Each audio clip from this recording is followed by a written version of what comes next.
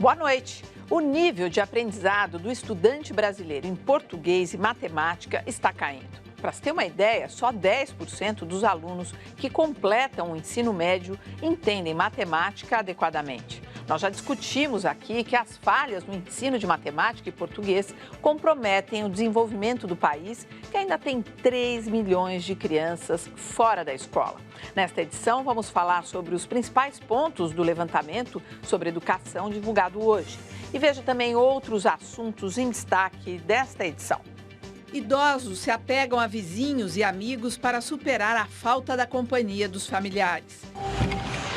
Polícia investiga se overdose teria causado a morte do cantor Chorão em São Paulo. O corpo de Hugo Chávez é levado ao local do velório em meio a uma multidão nas ruas de Caracas. ONU calcula em 1 milhão o número de refugiados na Síria desde o início da guerra civil.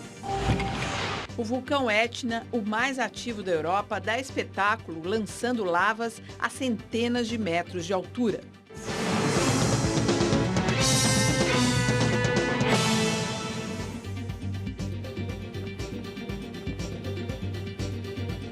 Participam do Jornal da Cultura desta quarta-feira a professora de História Árabe da USP, Arline Clemcha, e o advogado e ex-secretário da Segurança Pública do Estado de São Paulo, Eduardo Mui-Laerte. Ao formar novas famílias, os jovens acabam se distanciando dos idosos. Então, como espantar a solidão na terceira idade? Especialistas defendem que uma rede de relacionamentos com amigos e vizinhos é fundamental para alcançar uma velhice mais feliz. Dona Terezinha tem uma família grande, 5 filhos, 10 netos e 4 bisnetos. Esta semana precisou fazer um exame de ultrassom. Quando eu vou fazer exame, entro no laboratório, nossa, a senhora veio sozinha. Eu falo, vim com Deus. A aposentada reconhece a vida agitada dos mais jovens. Apesar dos encontros semanais com a família, Dona Terezinha sente saudades de um convívio mais próximo. Às vezes eu fico triste de não poder estar com eles mais, de estar com a companhia deles me ajudando, né?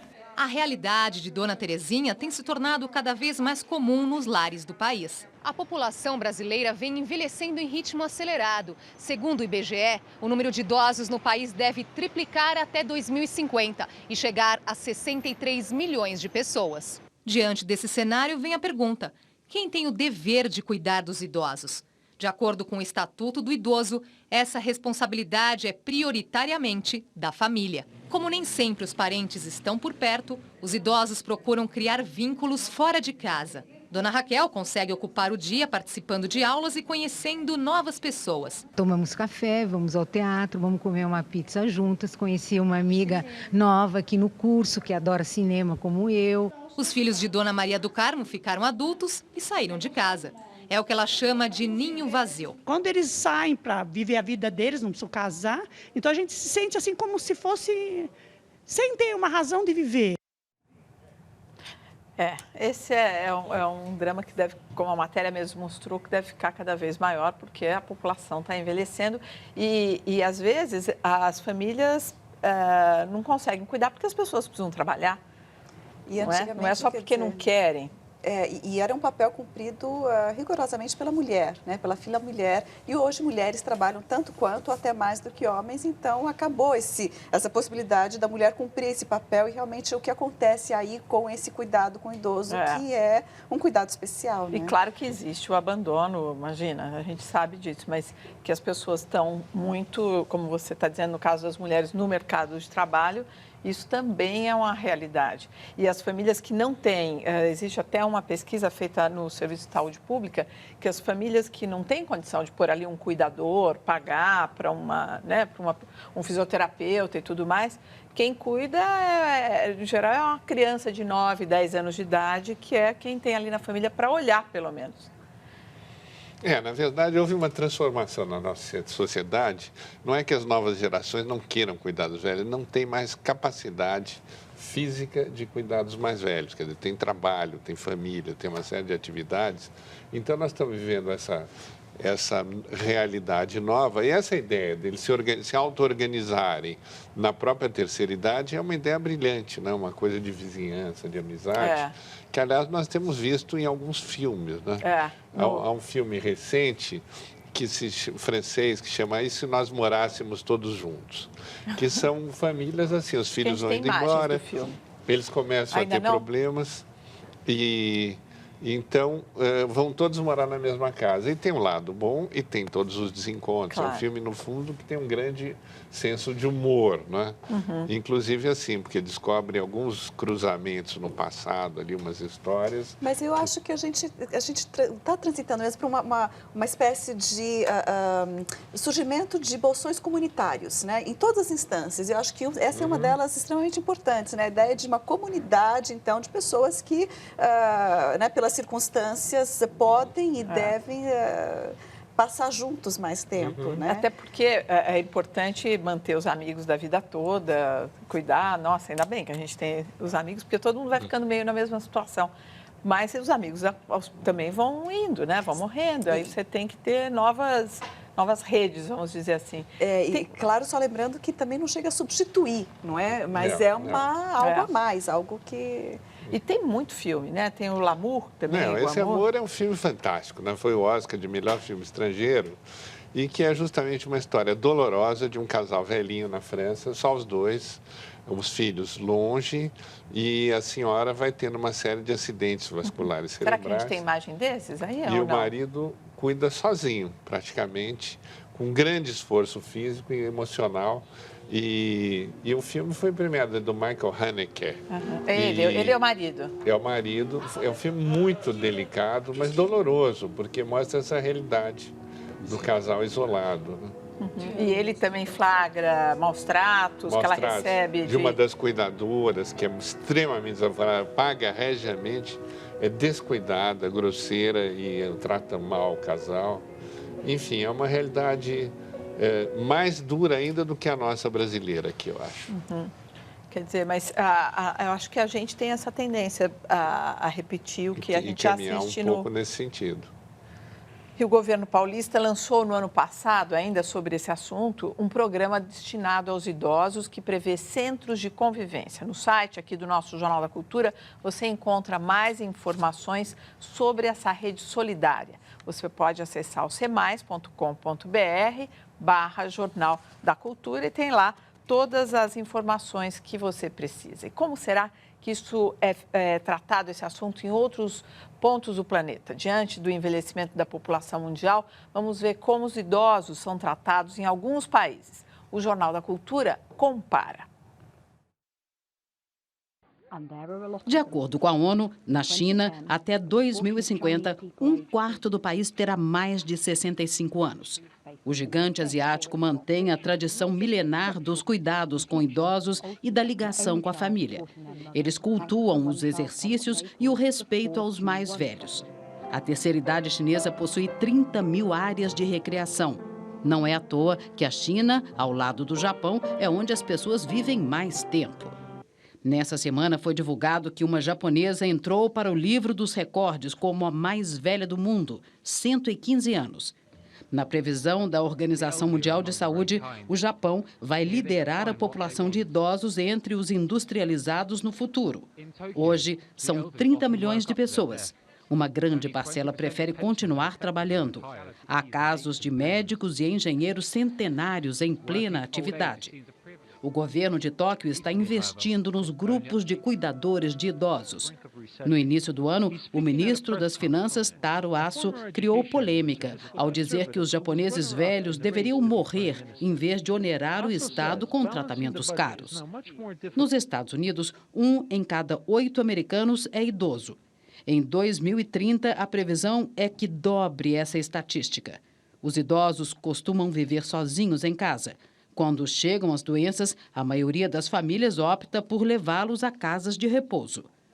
Nos países em desenvolvimento, como a África do Sul, os cuidados especiais com idosos são raros. São os filhos que cuidam dos pais.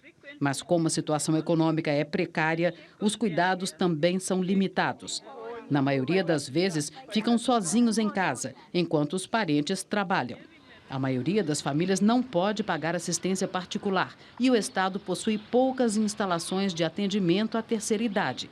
O resultado é o abandono. Nossa, deve dar um medo, né? Envelhecer num país como esse, imagina. Agora, o exemplo do Japão é o melhor exemplo de como é possível fazer diferente. Até deve ser por isso que as pessoas lá vivem mais, são mais longevas, são mais bem tratadas.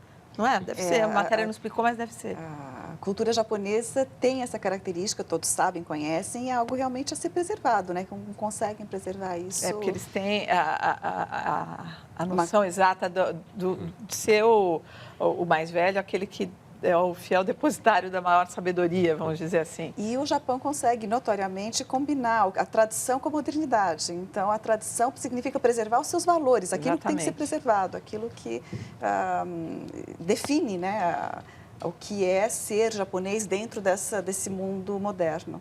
Olha, tem a Isadora Santos aqui, que ela diz o seguinte: a população não está preparada para cuidar dos idosos. Eu passo por isso e não sei como lidar com a situação. Ou seja, ela deve ter uma pessoa idosa na família com ela e deve ser complicado, não sabe como lidar, não sabe onde buscar. Eu acho que não há dúvida de que para o idoso, inclusive, a melhor coisa é ter uma pessoa próxima da família, né?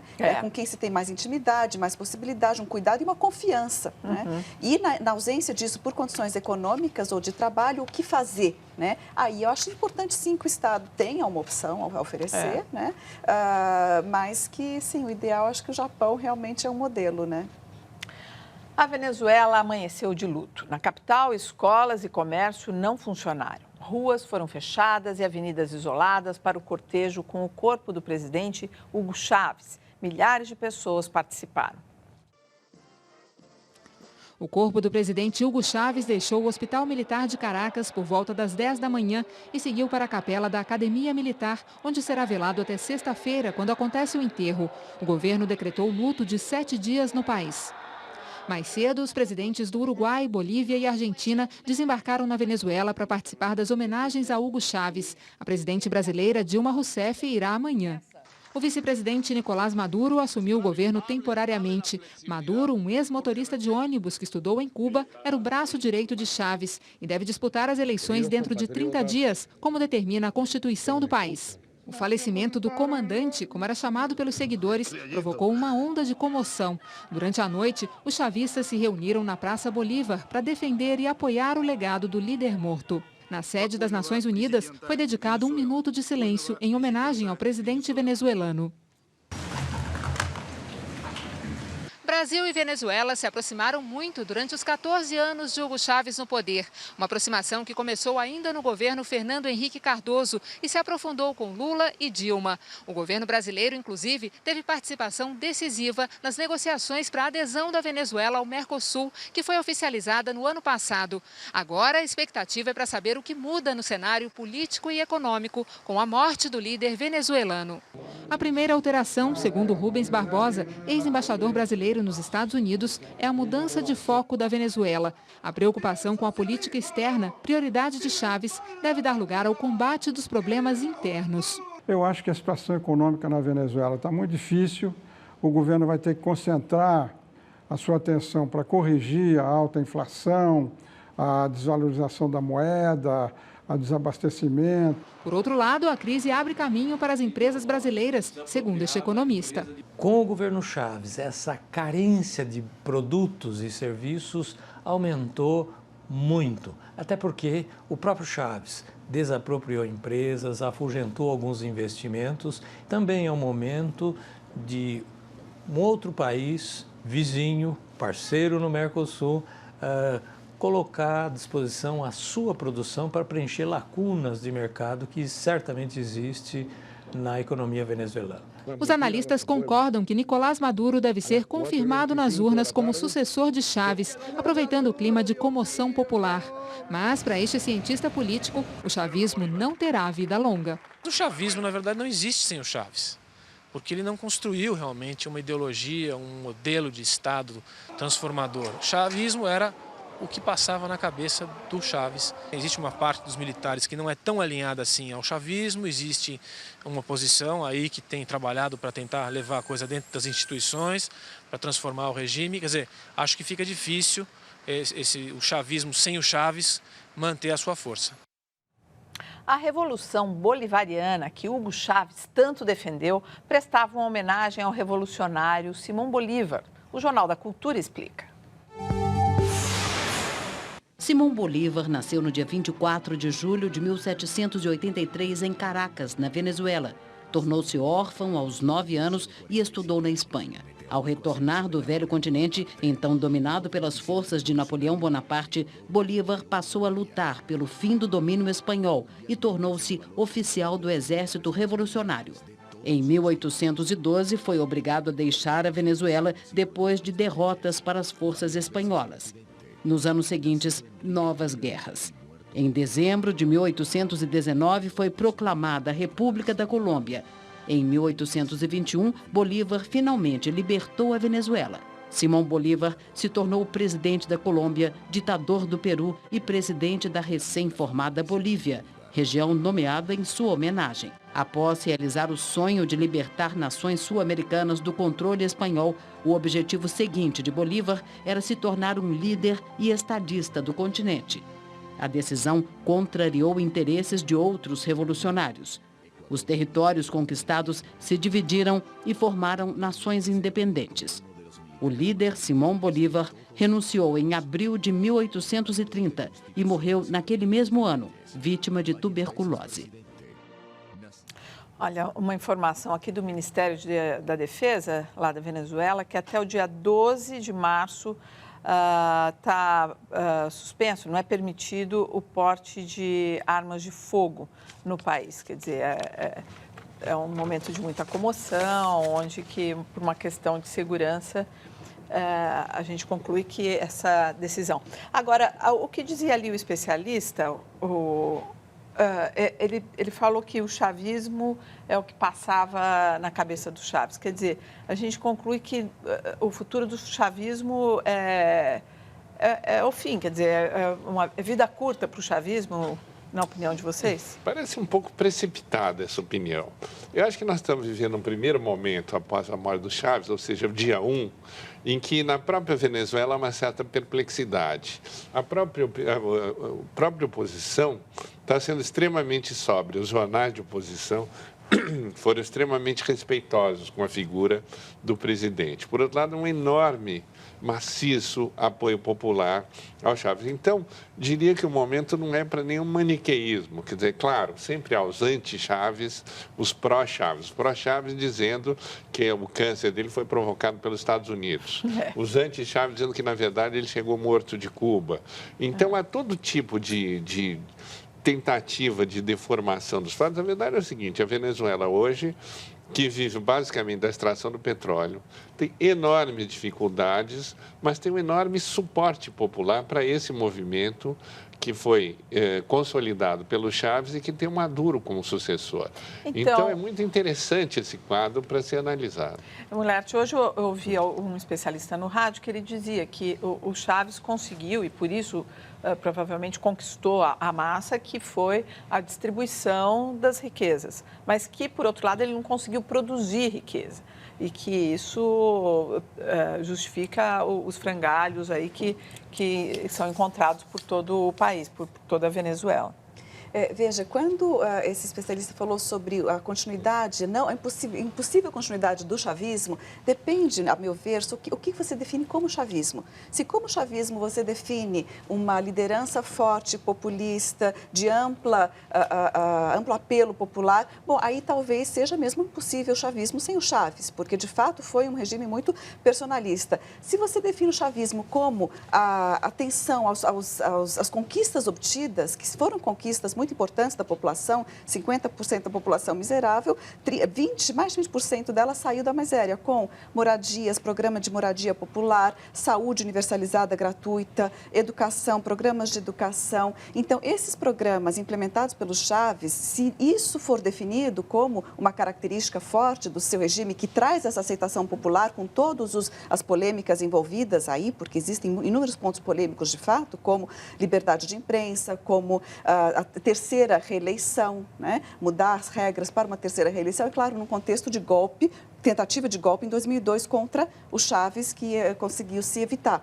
Mas se você define, então, como um movimento de atenção com essas conquistas sociais do chavismo, eu acho que mesmo uma oposição daria continuidade, porque seria muito complicado abrir mão de uma distribuição de renda num país que tem a vantagem de ter uma produção petrolífera, né? Agora, por que todo país, ou pelo menos a grande maioria dos países que são produtores de petróleo, a população é tão pobre?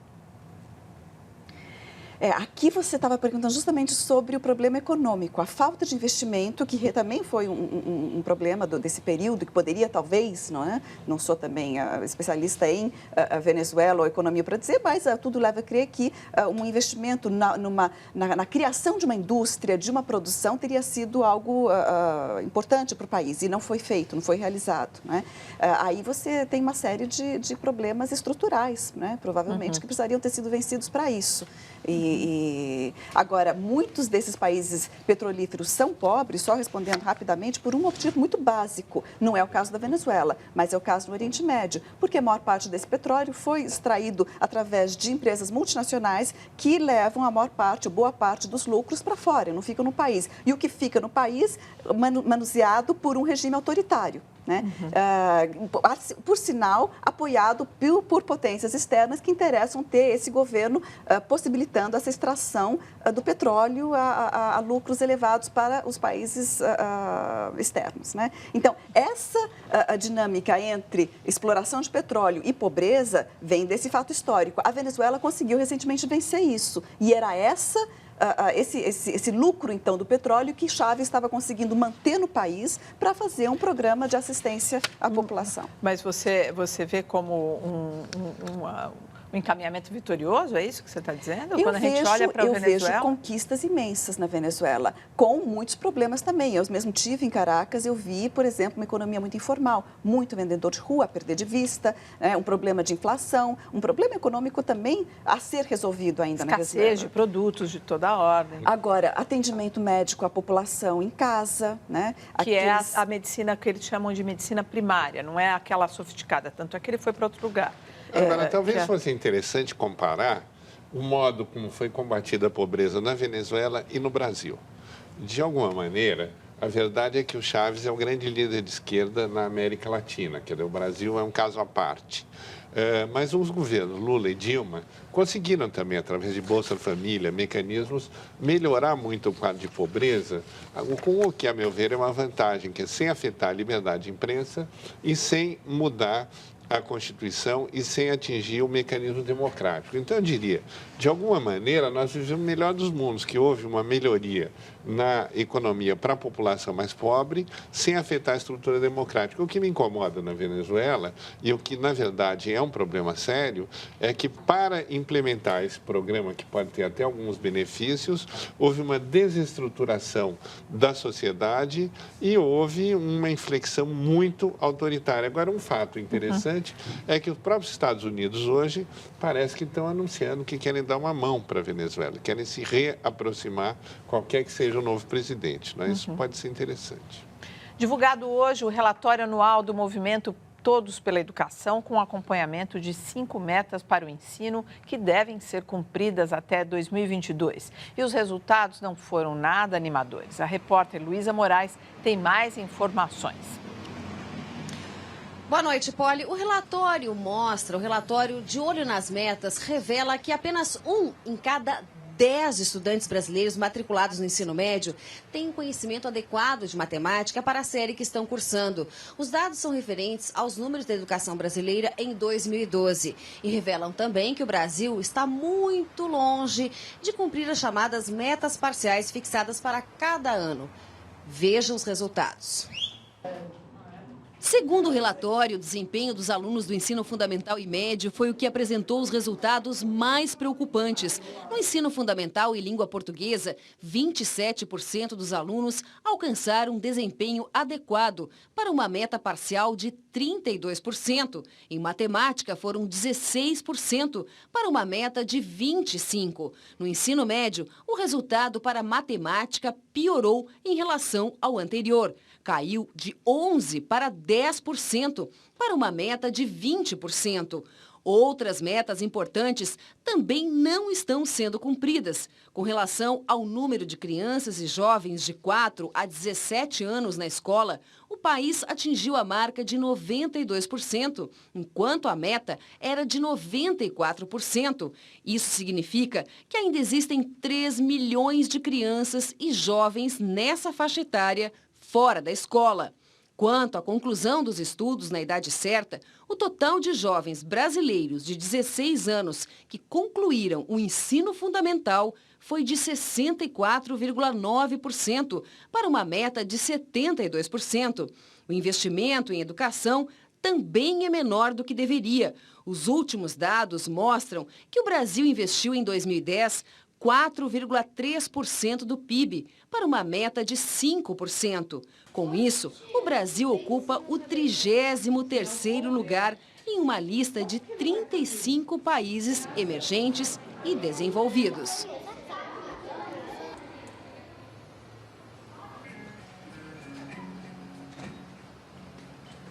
Vocês viram, os números não são nada animadores e cabe ressaltar que eles fazem referência apenas às metas parciais fixadas para cada ano até chegar 2022, ano que marca o bicentenário da independência no Brasil. O objetivo é que até lá nós tenhamos um nível de ensino que ofereça a todas as crianças e jovens brasileiros uma educação de boa qualidade. É com você, Polly. Então, essa situação que a gente tem repetido bastante aqui com relação a português, matemática, de alguma maneira, eu acho que define que a gente quer ser, né? Que país a gente quer ser. Eu acho que a matéria traduziu com aquela última meta que não foi alcançada, né? Quer dizer, sequer a meta de 5% do PIB, que é uma meta que não é uma meta elevada para ver realmente uma revolução dentro do ensino, uma transformação, 7% é o necessário, segundo exemplos de outros países, não é? Então, sequer 5% se atingiu do PIB, né? De investimento na educação. Quer dizer, que transformação na educação que o país precisa se está programada, né? Eu até estava vendo aqui no Twitter, a Emily, ela diz o seguinte, que ao contrário do que eu disse, nós não estamos no melhor dos mundos. E cita como exemplo a escola pública e o SUS. Eu nunca disse que nós estamos no melhor dos mundos. O que eu disse é que melhorou um pouquinho o quadro de pobreza extrema. Por outro lado, o quadro de educação é muito, muito, muito ruim. Para construir um país para o futuro, o mínimo que se precisa é educar essa moçada. E isso está muito ruim, ele realmente é lastimável. Essa aqui é a interpretação dos nossos desejos, né? Que país que a gente quer ser. Aí, pois é. É duro. Bom. Exatamente, são os limites dos programas, como um programa populista, né? O programa populista, ele pode cumprir uma função, mas ele tem um limite, que é não avançar a partir daí, né? E a gente, com o programa Bolsa Família, que eu particularmente acho que tem muitas qualidades, né? Tirar da miséria toda a população que saiu da miséria, mapear a miséria no Brasil. Agora, tem que se avançar, né? E sem investir na educação, a gente vai ficar nesse limite. A seguir, polícia suspeita de overdose na morte do cantor Chorão em São Paulo. E ainda, Igreja Católica discute temas polêmicos como o aborto, mas não dá sinais de renovação.